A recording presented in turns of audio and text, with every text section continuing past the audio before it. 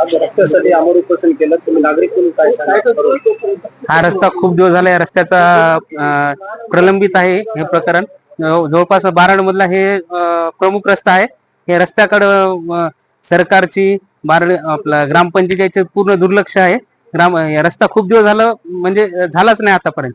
चिखलचं येणाऱ्या जाणाऱ्याला मुख्य रस्ता असल्यामुळे गावातल्या लोकांना यावं जावं लागतं या रस्त्याकडून, पण या रस्त्याकडे दुर्लक्ष असल्यामुळं कुणीच बघायला तयार नाही. त्याच्यामुळं आमच्या ज्ञानदीपनगर येथील आमचे मामा धोंडी मामा यांनी आज उपोषण चालू केलं आहे. तरी लवकरात लवकर रस्त्याचा मार्ग निकाली लावा आणि आमचा रस्ता लवकरात लवकर करून देण्यात यावा, हीच नम्र विनंती. नाही झाल्यास काय राहिला भूमिका? नाही झाल्यास याच्यापेक्षा तीव्र आंदोलन छेडण्यात येईल. आज तर आमच्या गाव लेवलला आहे, पुढच्या वेळेस तालुका लेवलला, नांदेड जिल्हा लेवलला आंदोलन छेडण्यात येईल.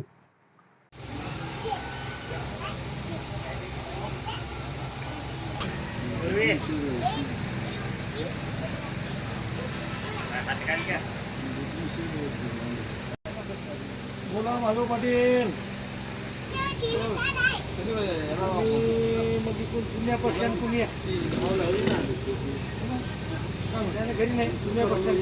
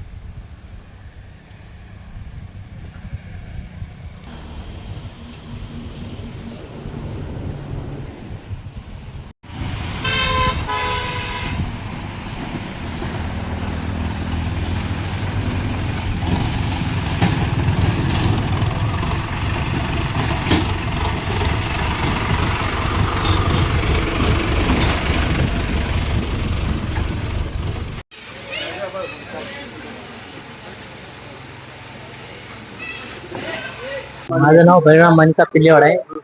मी तर गावातील रहिवासी असून आमच्या गावचा जुना रस्ता, सदरील जुना वार्ड रस्ता रहिवासी 40 वर्षापासून कंटिन्यू जाणार आहे. त्या रस्त्यासाठी मोजमाप करूनही रोज रस्ता झालेला नाही.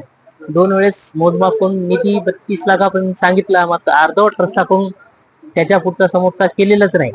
आज बावनकुळे म्हणतात गाव तिथे रस्ता नाही. आज कंडिशन अशी झाली, गाव तिथे खड्डा, खड्डा तिथे रस्ता, अशी अवस्था झालेली आहे. तरी याच्याकडे सदरील बाब लक्षात घेऊन शासनाने येऊन पाहणी करून स्वतः बघून तपासणी करून व्यवस्थित रस्ता बनलेले हीच आमची मागणी आहे.